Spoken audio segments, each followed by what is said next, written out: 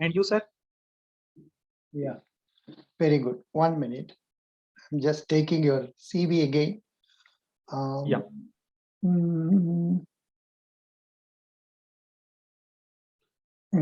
Okay. That will be on WhatsApp, sir. Yeah. Yeah, it's there. Presently, you are with HDFC. Yeah, MBA, very good, excellent. BCom, postgraduate Yes. diploma in banking finance. Subsequently, MBA in banking and finance. Good. Yes, sir. Yeah. This is the third meeting we are having now. Second, Second meeting. second meeting. Second Yeah. meeting. Okay, good. Now, I am skipping the self introduction and going into other areas. Okay. Okay, sir. Okay. Okay, sir. Now tell me about the achievements made by you as in your present organization. Sir मैं मतलब achievement का एक starting से sir today I decide Hindi. Yeah, today I decide that I will be discuss each and everything in Hindi. So I will also seek how I can present my things in Hindi. Okay, आप हिंदी में बोलिए, कोई Yeah. तकलीफ नहीं. आपका Yeah. Achievements बता दीजिए. या सर मैंने मतलब अचीवमेंट्स का हमेशा मेरा एक ये रहता है कि मैं डिसाइड कर लेता हूँ कि मेरे को इस मतलब इन एक टाइम में ये चीजें अचीव करनी है. तो मैं जब आईसीआईसी में था तो मैंने वहाँ पे भी मतलब best performer of the year, eagle I award for fraud prevention in credit underwriting, and in HDFC also I am first rated in first year itself, and star of the year also I received from year. What are the organizations you have served? Earlier I was in ICICI Bank, and now I am in HDFC Bank, sir. Oh, total number of years service? Sir, till now I have 4.5 year experience. Oh, 4.5 years. Achha. 5 year. Achha. What about your other educational qualifications? Sir, initially I graduate in commerce stream. Then I completed my ICICI Manipal Academy postgraduate diploma from Bangalore. Then I joined ICICI, and parallelly I have completed my MBA also in banking and finance. Achha. In MBA, which was completed. Yeah, in MBA and banking finance, what did you study? Say the marketing strategies. Sir mark in because जो मैंने ये MB किया था, ये एक तरीके से जो मेरा पोस्ट ग्रेजुएशन डिप्लोमा था उसके बाद में एक ये आया था, इंस्टीट्यूट ऑफ एमिनेंस का कॉन्सेप्ट आया था सेंट्रल गवर्नमेंट का. उसमें उसके मैंने मतलब इसको कंटिन्यू रखा था. 1.5 ईयर की स्टडी मैंने और की थी वहां से मणिपाल से ऑनलाइन मोड पे, और एग्जाम दिए थे यूनिवर्सिटी बेसिस पे. तो मैंने ये एमबीए की डिग्री रिसीव की थी, और इसमें मैं फर्स्ट डिवीजन पास हुआ था. एंड फिर इसमें जो मार्केट, इसमें क्या है सर, पूरा केस स्टडी बेसिस स्टडी होती थी जो बैंकिंग की है. उसमें marketing, underwriting, portfolio, branch banking सब कुछ आता था. तो मार्केटिंग का सर ये है कि अपन को प्रोडक्ट में मतलब एक तरीके से जो मार्केट में चल रहा है उससे अच्छा अपन को डेवलप करना है. क्या क्या फीचर्स जो मार्केट में अवेलेबल नहीं है, क्या कस्टमर की रिक्वायरमेंट है, उनको अपन को एड ऑन करना है इसमें. और क्या अपने यूएसपी जो सकते हैं इस प्रोडक्ट में, जो भी अपन प्रोडक्ट लॉन्च करने जा रहे हैं, क्या इसकी कॉस्ट होगी. इनिशियली अपन फर्स्ट ईयर क्या कॉस्ट रखेंगे तो इससे मतलब कस्टमर अपने पास आएगा. तो ये सब फीचर सर अपन को इन्वॉल्व करने होंगे इसमें. Good. So from your experience, आपका सोशल वेलफेयर, सोशल वेबसाइट्स कैसे यूज कर रहे हैं अभी? सर सोशल वेबसाइट में अभी ज्यादा यूज नहीं करता, मतलब एज ए मतलब नॉर्मली आई मतलब ignore. I used to use only online Google platform to learn something, but I don't use Google like social media platform. हमने मेरा क्वेश्चन आपने अंडरस्टैंड नहीं किया. हमने ये पूछा था मार्केटिंग के लिए आप सोशल वेबसाइट्स कैसे यूज कर रहे हैं?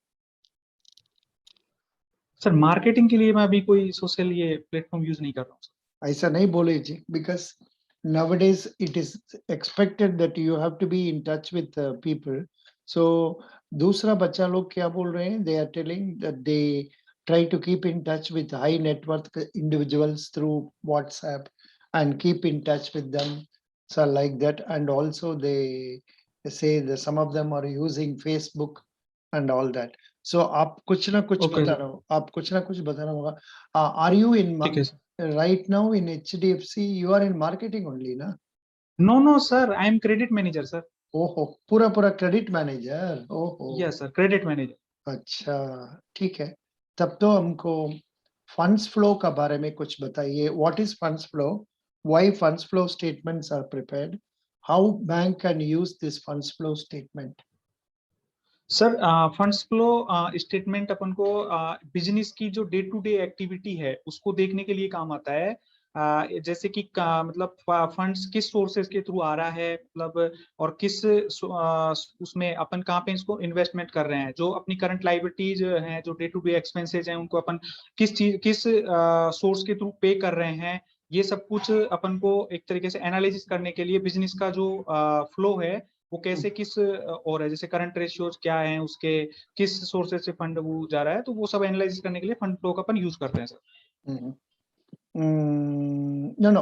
If in the bank, how we are, the funds flow is helpful for the bank in determining whether to give finance to customers or not.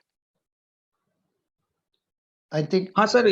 आपको या समझ में नहीं आया। मेरा क्वेश्चन ये था, हमारा बैंकिंग में दूसरे का लोन देने का समय पर उन फंड्स फ्लो स्टेटमेंट, कस्टमर का फंड्स फ्लो स्टेटमेंट सब हम लोग देख रहा हूँ। वो देख के हाँ sir. How are we making use of it and whether it is reliable, बताइए। सर उसमें अपन फंड का वो देखेंगे कि फ्लो कैसे हो रहा है, फंड किस एक्टिविटी के थ्रू मतलब जो अपना कस्टमर है वो फंड जनरेट कर रहा है, इनकम जनरेट कर रहा है, और कहाँ पे उस फंड को यूज कर रहा है, और वो मतलब करंट लाइबिलिटीज से करंट एक्सपेंसेस जो है, सॉरी करंट इनकम से करंट लाइबिलिटीज है उनको पे कर रहा है, या फिर कोई लॉन्ग टर्म डेट लेके उस फंड को वो मतलब कोई जो उसके लोन वगैरह का ऑब्लिगेशन है उनको पे कर रहा है, ये सब कुछ अपन ऑब्जर्व करेंगे। Good good, this is what I wanted, very nice. आपको एमएसएमई एडवांसेस में कुछ एक्सपीरियंस है? नहीं सर, अभी मैं एक्चुअली एग्रीकल्चर एडवांस हैंडल कर रहा हूँ सर, अच्छा जैसे अच्छा, केसीसी हो गया। you are into agricultural advances. Agri division, yes sir. What are the different types of agricultural advances you are granting?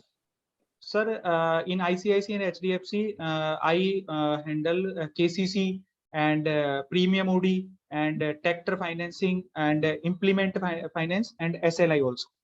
What is that implement finance? Implement finance जैसे sir की हार्वेस्टर की जो funding हो गई, जैसे पंजाब हरियाणा का जो एरिया है, इस राजस्थान में जैसे गंगानगर वगैरह, और ये हार्वेस्टिंग हो गया, जैसे ट्रॉली हो गई, जैसे रोटावेटर हो गया, ये जो ट्रैक्टर की जो इम्प्लीमेंट्स होते हैं सर। Mhm. Acha.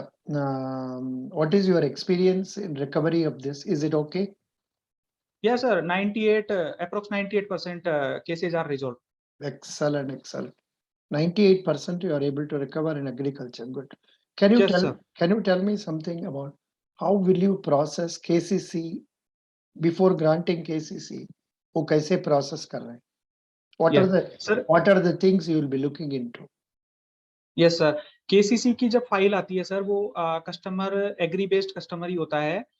तो उसमें कस्टमर अप्लाई कर देगा ब्रांच में, तो उसमें उसका एप्लीकेशन फॉर्म होगा, उसकी केवाईसी वगैरह होगी, जो अपने पैन कार्ड आधार कार्ड वगैरह है, बेसिक केवाईसी जो नॉर्म्स है बैंक के और रेगुलेटरी नॉर्म्स, उनको वो फुलफिल करेगा। फिर उसके जो जमा राजस्थान में जैसे कि सर 3 डॉक्यूमेंट होते हैं जो एग्री के अपन को रिक्वायरमेंट होता है, एक तो जमाबंदी होती है, एक ट्रेस मैप होता है, और एक गिरदावरी होती है। तो जमाबंदी से अपन उसकी लैंड ओनरशिप वेरीफाई करेंगे, ट्रेस मैप से उसका एरिया वेरीफाई करेंगे कि वो किस लेवल पे मेजरमेंट किया गया है उस पर्टिकुलर लोकेशन में, Mm, और गिरदावरी से अपन देखेंगे कि कस्टमर कौन कौन सी क्रॉप हार्वेस्ट करता है उस पर्टिकुलर लैंड में, और mm, फिर हम उसको स्केल ऑफ फाइनेंस जो होता है क्रॉप बेस्ड, उससे अपन उसकी लिमिट एनालाइज करेंगे कि इस पर्टिकुलर क्रॉप पे और उसका इतनी लैंड है तो इस पे इसकी कितनी इनकम बन रही है, तो उस पे प्रीमियम इंश्योरेंस प्रीमियम वगैरह ऐड करके अपन उसकी लिमिट का कैलकुलेशन कर लेंगे। फिर अपन उसको अप्रूवल दे देंगे कि इसका इतना लिमिट बन रहा है, उसकी सब कुछ चेक करेंगे, पास्ट जो क्रेडिट ब्यूरो है वो चेक करेंगे, बैंकिंग हैबिट्स है वो बैंकिंग स्टेटमेंट अगर अपनी बैंक में है तो अपनी से चेक करेंगे, अदरवाइज दूसरी बैंक में, सपोज करो एचडीएफसी में दूसरी में, तो स्टेटमेंट मंगवाएंगे कस्टमर से, और सब कुछ ओके होने के बाद फिर अपन लॉयर से टीएसआर मंगवाएंगे कि जो प्रॉपर्टी है, जो लैंड वो अपन को मॉर्गेज दे रहा है, उसमें लास्ट 13 ईयर में कितने मतलब टाइट ओनरशिप किस किस के पास गया है, टाइटल ओनरशिप अभी किस उसके पास है, मतलब और कहीं किसी दूसरे बैंक का एचपी उस पे मॉर्गेज तो नहीं है, ये सब कुछ वेरीफाई करने के बाद में अपन कस्टमर को पैसा दे देंगे, और अपना जो वो लैंड है उस पे अपना चार्ज क्रेडिट करवा लेंगे सर। ये good, पूरा प्रोसेस होता good, good, good. You told very nicely. I'm happy about this. Are you entertaining some gold loan or jewel loan also, or somebody else is looking after that? Sir, somebody else is looking after, because in gold loan disburse at branch level itself, because Achha. there is no need of any civil or anything. Only every branch has one lawyer, one gold embeller Appraiser. person who Appraiser. appraiser who analyze the amount and give to concerned branch manager. Branch manager will disburse its branch itself, sir. Good. Now, can you tell me what do you understand by financial inclusion and what steps Bank of Maharashtra is taking? Sir, finance inclusion एक बहुत ही बड़ा initiative है this central government का, जो 2014 के बाद में मतलब एक बहुत ही एग्रेसिव मोड में आया है। सर, फाइनेंस इंक्लूजन वह है कि जो ऐसे लोग इंडिया में जिनके पास एक बेसिक बैंकिंग की जो रिक्वायरमेंट है वो भी नहीं है, जैसे कि वो बैंक में इवन अकाउंट तक उसका ओपन नहीं है, और अकाउंट अगर है तो वो ऑपरेटिव नहीं है, तो उस कंडीशन में गवर्नमेंट ने मतलब एक इनिशिएटिव लिया। फर्स्ट प्रधानमंत्री जनधन योजना वाला जो अकाउंट खोले थे, सेविंग अकाउंट, उसके थ्रू मतलब एक फर्स्ट इनिशिएशन था सबसे बड़ा। फिर उसके बाद में उन्होंने उसको ओवरड्राफ्ट फैसिलिटी दी, 5,000 की दी इनिशियली, फिर 10,000 की दी। फिर जो एक नॉर्मल होता है पेंशन वगैरह का, और मतलब एक फर्स्ट एक तरीके से जो कस्टमर है जो बैंकिंग मतलब बैंकिंग में बिल्कुल हैबिचुअल ही नहीं है, नॉन ही नहीं है, उसको बैंक में एंटर करवाने का। फिर उसके बाद में धीरे धीरे हैबिचुअल, कैसे इंश्योरेंस है, कैसे आपको इसका क्या बेनिफिट है, फिर उसको लोन वगैरह प्रोवाइड करवाया, तो फिर उसने इनकम जनरेटिंग एक्टिविटी स्टार्ट हो गई। अब इसमें से एसएचजी जो सेल्फ हेल्प ग्रुप है ये फिर फॉर्म करे, तो ऐसे करके सारी मतलब एक तरीके से कम कॉस्ट में जो बेसिक बैंकिंग है उसको लास्ट जो कस्टमर है उस तक पहुंचाना ही एक तरीके से फाइनेंस इंक्लूजन है, सर। अच्छा, अभी आपको जानते हैं ये मुद्रा लोन्स अभी चलता है? यस सर, मुद्रा लोन चलता है। मैं अप्रेज नहीं करता हूं, but I know that also.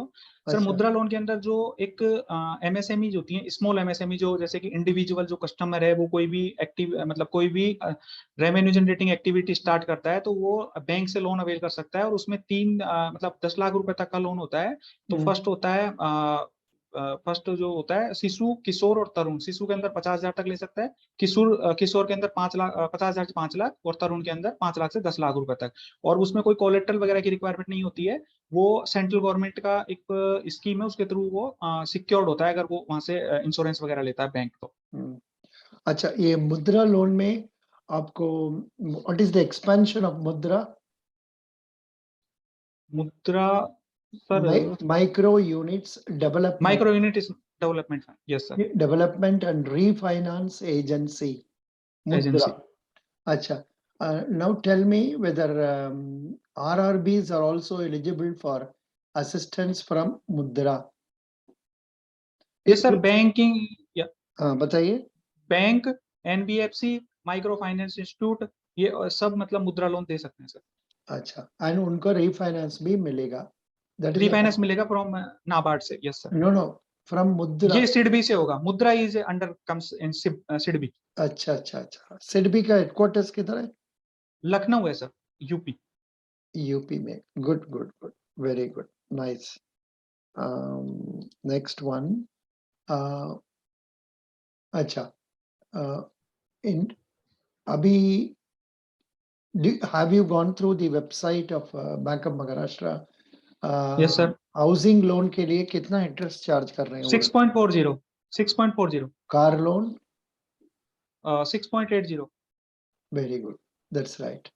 And उनका डिपॉजिट स्कीम का बारे में कुछ बोल डिपॉजिट्स सकते हैं? 4.90 है सर, रेट जो है 4.90, 4.90 मैक्सिमम रेट इज और दैट? मैक्सिमम, या और अगर सीनियर सिटीजन है तो 0.5 आया। 0.5 एक्स्ट्रा होगा। Good. What is the difference between NRE deposit and FCNR deposit? Sir, NRE sir, मैं मतलब एक्चुअली इस फील्ड में डील नहीं करता हूँ, but as per my knowledge ये एनआरई जो अकाउंट होता है वो जैसे कि कोई रेजिडेंस इंडियन है उसका होगा, और वो अगर फिक्स डिपॉजिट वगैरह यहाँ से मतलब एक तरीके से इंडियन करेंसी में वो कोई डिपॉजिट वगैरह करवा रहा है तो वो हो गया एनआरई। एनआरई जो डिपॉजिट हो गया, और एफसीएनआर होता है फॉरेन करेंसी में जो डिपॉजिट्स मतलब एफडी वगैरह बनवाई जाती है। Wrong, wrong. थोड़ा पढ़ लीजिए. You are not up to date with this. It's wrong. ठीक। NRE is also money remitted in foreign currency but Yes, sir. maintained in Indian rupees. Yes, sir. And it is subject to fluctuation in monetary value, and it can be repatriated abroad without reference to RBI, and the rate will be, new rate will be applied. जिस दिन में हम लोग जमा foreign को भेज रहा हूँ उस रोज में क्या रेट है वो रेट अप्लाई होगा। लेकिन FCNR होने से तो जब हम लोग खोलते हैं एक रेट से खोलते हैं और नॉमिनल रेट रखें, वो इंटरेस्ट भी आपको उसी रेट के बेस पे मिलता है। उसी रेट का बारे में होगा। And conversion there won't be any fluctuation. Okay sir. It is I'll all read it. it is all maintained in foreign currency notionally, and it can be remitted as foreign currency. उसका बारे में थोड़ा पढ़ लीजिए। Okay, sir. I'll prepare this side also. Yeah, good. That's right. अच्छा, domestic term deposits में what are the different type of deposits that are there? Sir term deposit में FD and RD दो तरह की डिपॉजिट होती हैं। FD में sir lump sum amount one time पे ही इन्वेस्ट किया जाता है, और जो RD होता है उसमें रिकरिंग होता है कि वो जैसे मंथली और क्वार्टरली जो भी एक मोड होता है उसके थ्रू वो पेमेंट करता रहता है बैंक को, और उसके फिर वो मतलब उसमें एक तरीके से रिकर होता है, मतलब बार बार मतलब मंथली और क्वार्टरली जो भी डिसाइड होता है मोड उस पर वो पेमेंट करता है। जबकि फिक्स डिपॉजिट जो होता है उसमें लमसम अमाउंट एक साथ डिपॉजिट करता है, और वो जो भी उसका टेन्योर है उस पर वो इंटरेस्ट वगैरह और जो उसकी FD है वो अमाउंट है वो गेट कर लेता है, वापस ले लेता है। इसका FD में you can also tell about an account, simple FD where interest is paid every quarter, and another every one quarter. interest is compounded and paid as one. Yes. समझ गया? That is cumulative. Yes sir, cumulative. Yes sir. Yeah. Do you maintain RD account for you? No no sir, I don't have RD account. So what is your age? Sir my age is 25। अच्छा, शादी नहीं हुआ? As per document 26 and but No. Now only 25 on. Only 25 बोलो, document का as बताओ। या Don't tell other age. Document का as is 26 ना? 26। Yes sir. ऐसा ही बता दीजिए, ठीक है। Okay, good. बैंक में नॉन फंड बेस्ड सर्विसेज वो क्या क्या चलता है?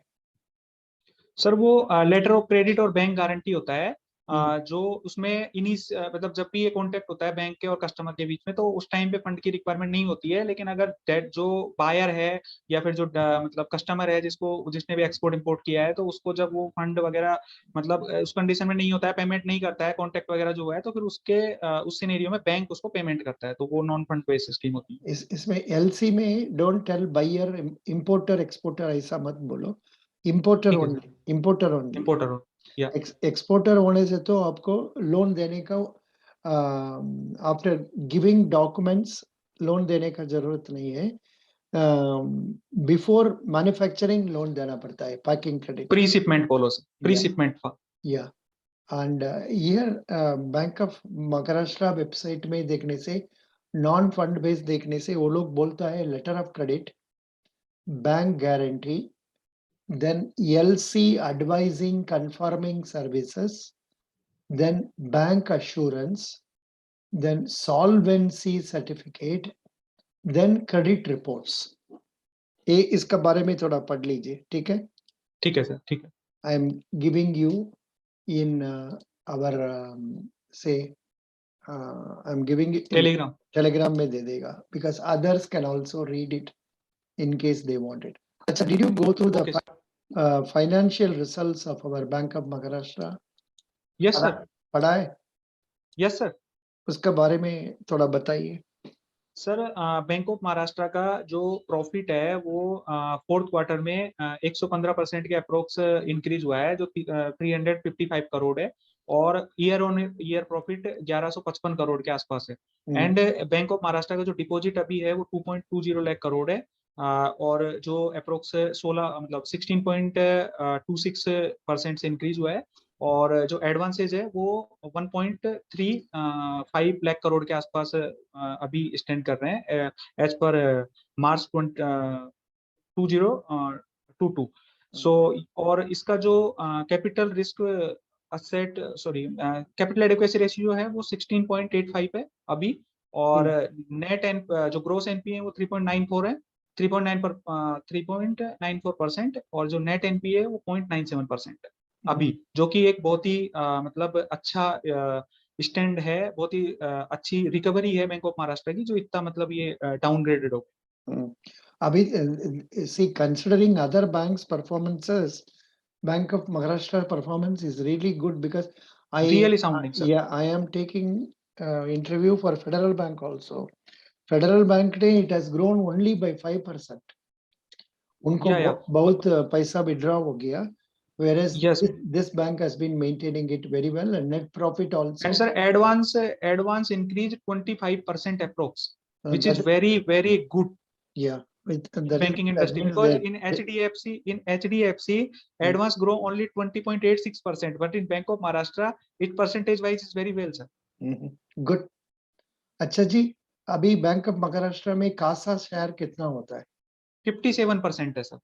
करेक्ट, 58 बोलो। 57 point something, so 57.85 और 58 बोल सकते हैं।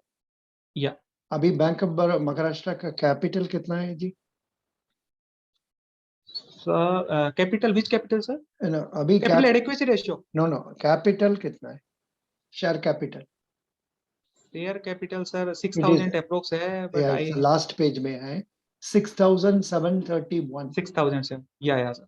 And reserves and surplus 7491. You can remember 6, 7 and 7, 5 याद रख सकते हैं। Okay sir. And total business 3.37 lakh crore. That is correct. That you told correctly. Good. Yeah. Very good. Very good. I analyze both balance sheet, HDFC and Bank of Maharashtra. Yeah. So if I will be selected in Bank of Maharashtra now, so I will be try to reach HDFC levels. Good. Excellent. Very nice. That's good. And you told about CRAR also. What is CRAR? Yes, sir capital asset to risk weighted ratio sir, ये actually एक standard है जो basal committee के through मतलब जो banking industry में risk है उसका मेजरमेंट के लिए बनाया हुआ है। तो as per international banking standard ये अपन मतलब 8% रिक्वायरमेंट है, बट इंडिया में ये 9.5% है। और इसमें कैपिटल कंजर्वेटिव बफर अब ऐड करते हैं तो ये 11.5 हो जाता है। तो वो अभी बैंक ऑफ महाराष्ट्र का 16.85 है, विच इज वेरी गुड।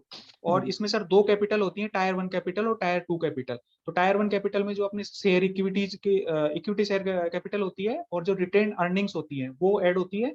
और जो टायर 2 कैपिटल होती है उसमें अपना जो रिजर्व जो मतलब रिवैल्यूएशन होता है कोई भी एसेट वगैरह का, तो उसका जो रिजर्व में इंक्रीज होती है ना वैल्यू, उसको ऐड किया जाता है सर। और ये जो रिस्क का मेजरमेंट है एक तरीके से जो अपन फंडिंग करते हैं, जैसे कि सपोज करो पर्सनल लोन अपन दे रहे हैं या फिर अपन हाउस लोन दे रहे हैं या अदर मॉर्गेजेस दे रहे हैं, तो उसका एक सर्टेन परसेंटेज है रिस्क का कि अपन इतना अमाउंट अगर सेव रखेंगे तो uncertainty time we can absorb that situation और that loss. Good. One minute.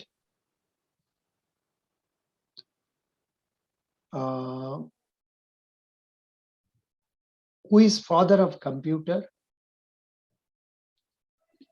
Sir, father of computer? No, sir. Charles Babbage. Charles Babbage, yeah. Pascal or Charles Babbage? Yeah. Charles Babbage. कोई बात नहीं. Just for fun I asked. Okay, sir. Okay. अच्छा, monetary policy के बारे में कुछ बताइए। Present monetary policy committee last meeting was on April 8th। उसका बाद में another announcement of cycle meeting, yes, of cycle meeting also held. उसका बारे में बताइए sir. Yes sir, sure sir. Sir bank monetary policy sir एक तरीके से इसका जो प्राइम विजन होता है वो इन्फ्लेशन को मेंटेन करना होता है।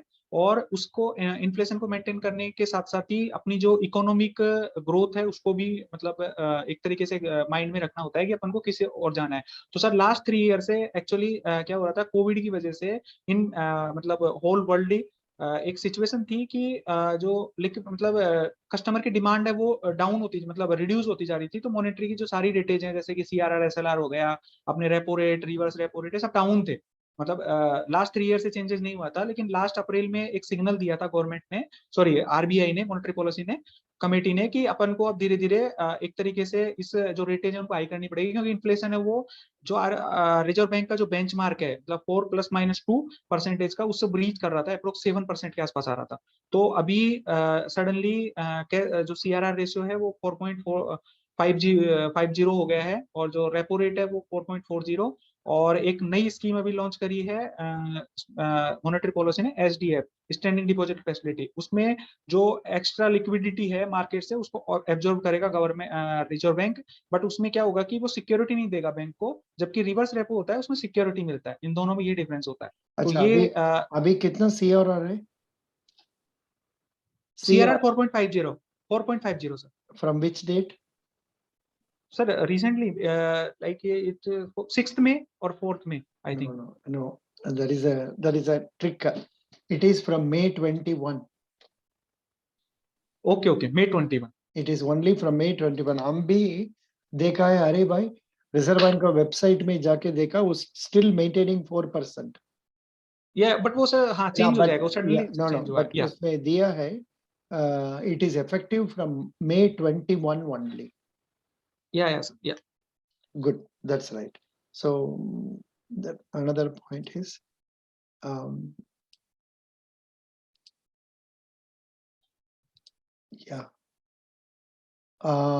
you are in which state? Sir, I am from Rajasthan and my native place is Alwar and I am posted at Jaipur. अच्छा, राजस्थान में कई जगह पर अभी कर्फ्यू रिसेंटली इंट्रोड्यूस हुआ, किस सर जगह? जोधपुर सर। क्या चीज के लिए? सर ये एक तरीके से मैं तो पॉलिटिक्स ही कहूंगा सर इसको, पॉलिटिक्स इनस्टेबिलिटी डेवलप करने के लिए कर्फ्यू लग रहा है, बाकी nothing else. Correct, good, that is right. अच्छा जी, अभी अभी कोई नया आदमी आया है, उसका नाम है Suman Bery. He is connected Suman with which Berry? He is connected with which organization? Yes sir, अभी मैं उस मतलब Suman Bery SEBI sir, SEBI sorry, Are you sure? SEBI security exchange board of India के जो डायरेक्टर पहले अजय त्यागी थे, उनकी जगह अभी सुमन बेरी है। अच्छा, who is Madhavi Puri Buch? Sir ये माधवीपुरी बुच हैं जो सेबी के लिए हैं, और सुमन बेरी उनके, मैं थोड़ा सा मतलब डिस्टर्ब मतलब हो गया, I am not able to recall properly. NITI Aayog vice chairman. NITI Aayog, या NITI Aayog chairman, yes sir. सो इसलिए थोड़ा करंट अफेयर सब मेरा, you please go to my yesbank.in. Okay sir, current affair snippets मिलेगा आपको.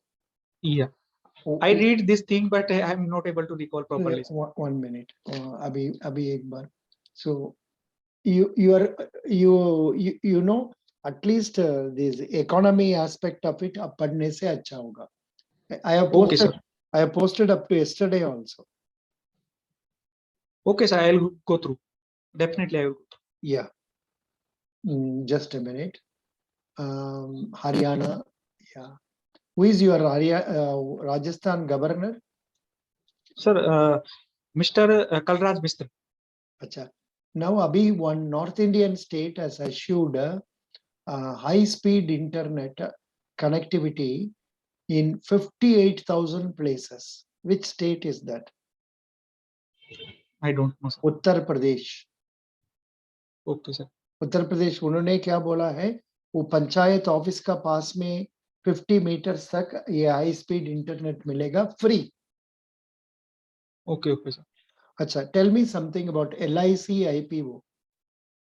सर LIC IPO अभी एक LIC को रजिस्टर लिस्टेड करने के लिए लॉन्च किया जा रहा है, और ये जो इसकी वैल्यूएशन है अप्रोक्स 6 लाख करोड़ है LIC की अभी। तो उसका 3.5% जो 21,000 करोड़ के आसपास होता है, उसका ये इनिशियल पब्लिक ऑफर इशू किया गया है।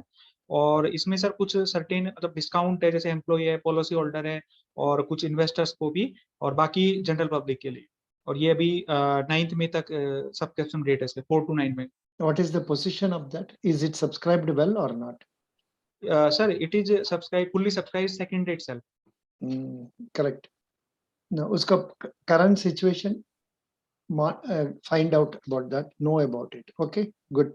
Okay, sir. आपका HDFC में क्या चलता है? होम लोन का रेट क्या हुआ? सर एक्चुअली बिल्कुल exact rate HDFC bank private sector bank में क्या है कि सर जैसे सपोज करो कि मेरा कोई लाइबिलिटी कस्टमर ऑलरेडी है तो उसके लिए अलग रेट है, अप्रूवल ले लेते हैं मतलब आगे से उसके लिए अलग रेट है, हर मतलब कस्टमर No, जितनी no, रिस्क है but कस्टमर से जितनी no, but general information is it has raised the retail prime 7.6.7 I think no retail prime lending rate. It has raised by 30 basis points. 30.5 पे earlier also sir, HDFC जो limited है जो housing finance है अब Yeah. 7% हो गया है अच्छा, housing loan. 5 basis points increase कर दिया notably. Yeah, good. Now, this latest news you may not be aware of. Government is thinking of privatizing which general insurance company? Which general insurance company, public sector general insurance company may be privatized? Or this question is better. Which private company, public sector company is not considered for privatization? Sir LIC will be not considered I think. No, LIC to already they are started selling the shares, and the point is New India Assurance. New India Insurance. Yesterday कागज में आया है, after the launch of LIC IPO, government is thinking of privatizing one of the 3 insurance companies, National Insurance, United India and Oriental. ये तीनों में एक को वो लोग प्राइवेटाइज करेंगे। अच्छा बोला है। Okay sir, okay, That's right. And now, what are your hobbies? Sir मेरी हॉबी एक्चुअली क्रिकेट में मैच देखता, पहले खेलता भी था बट अब बैंकिंग में आने के बाद मतलब खेल तो नहीं पाता हूँ, इतना टाइम नहीं मिल पाता है, बट मैच जरूर IPL के मैच जरूर देखता हूँ, और दूसरे रीडिंग न्यूज़पेपर और learning everywhere where I can found something new. Every year, May 8th and 9th are celebrated for Second World War remembrance. Can you tell me when did Second World War take place? I don't know sir exact when it was placed. That was long back, 1 minute. I also don't know, but they have started. 72 approx 1970. No.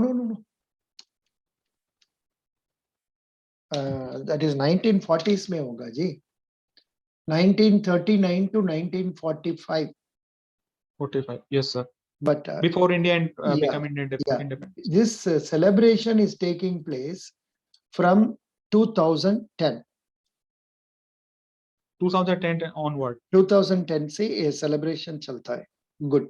Okay sir. Yeah. Now, can you tell me name of 5 union ministers?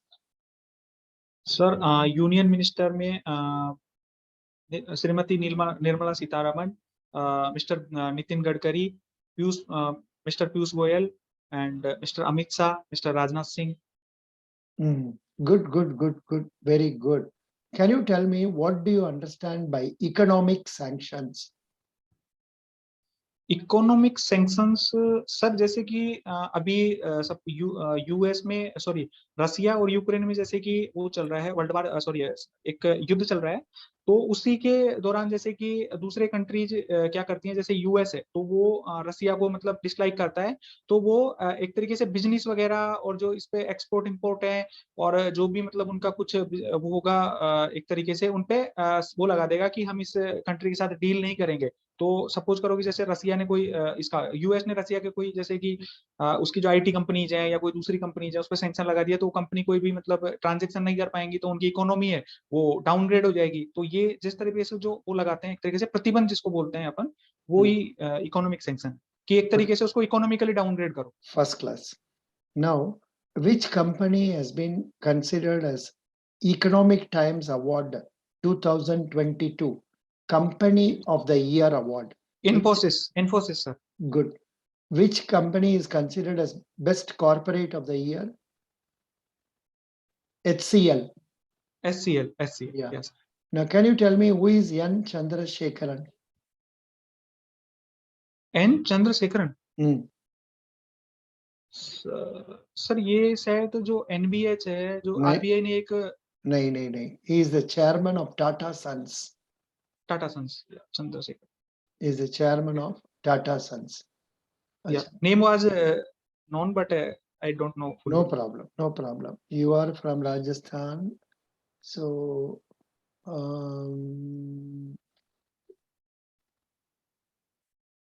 staff selection commission के लिए who has been appointed as chairman recently? Yes, Kishore. Yes, Kishore. Okay, sir. Yeah, good. Very nice. Otherwise, you have been able to tell nicely all the questions. So, Yes, sir. Which area you expected I will ask question? I have not asked question.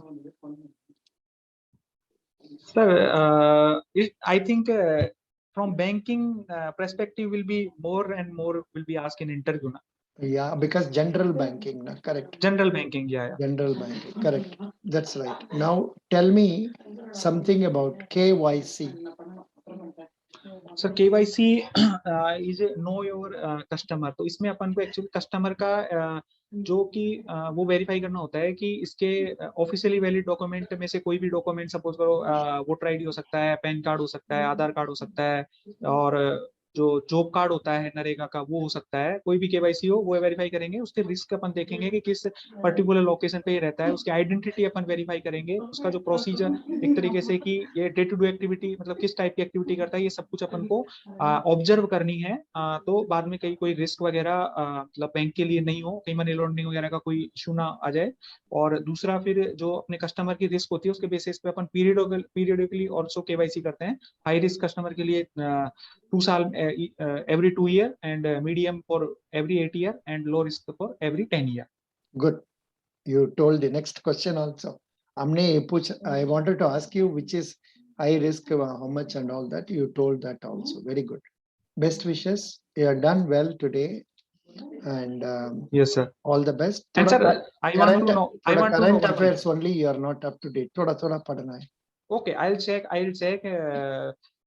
these thing also. Sir मैं एक question पूछ रहा हूँ आपसे कि actually मुझे ये बताओ, जैसे मैंने उस दिन इंग्लिश में भी दिया था आपको इंटरव्यू, आज मैंने हिंदी में भी दिया है, तो अगर मैं हिंदी में देता हूँ या in between I speak in English some answer, so there is no issue ना sir? Absolutely no problem. Absolutely no जब problem. But जब आप Yes. हिंदी में बात करते हैं, आप ज्यादा बोलते हैं, थोड़ा कम कर दीजिए. Okay sir, that will I trim. या थोड़ा कम करने से अच्छा हो जाए. ये इंटरव्यू हम लोग 30 मिनट में खत्म होना था, अभी 40 मिनट हो Yes. गया, because you started Okay. talking more. Best wishes. Yeah, yeah. I will rate this 9 मिलता है. Thank you. 9. Thank you. Yeah, Out of 10. Yeah, out of 10. Thank you, sir. Best Thank you, sir. wishes. Thank you. Best Thank you. wishes. Thank you. Yeah, your guidance will be support me in interview as well, Yeah. and your Yeah. energy level also, sir. Thank At 72, I think you are now. Yeah. Yeah, 72. So in 72, you are so much energetic. So I also will be like you, sir. Thank you. Best wishes. Thank Bye. you, sir. Bye-bye. Thank you, sir.